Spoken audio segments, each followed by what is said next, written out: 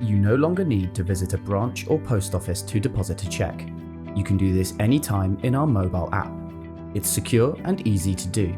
You can deposit most types of cheques if they're in pounds sterling.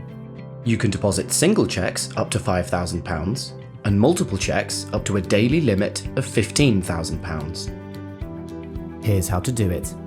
Once you're in the app, choose the account you want to deposit the cheque into. Tap Cheques and Stationery, then select Deposit a Cheque. Enter the cheque amount and select Continue. Next, select Take Photo of your cheque. You'll need to allow your phone to use your device's camera if you haven't already. Capture images of both the front and back of the cheque, even if the back is blank.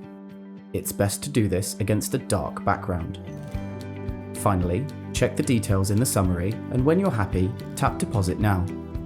If you have more cheques to deposit, you can tap Deposit Another Cheque and repeat the process. If you've submitted the cheque before 6 p.m, it'll be in your account within 2 working days. For more help with online banking or our mobile app, visit us here.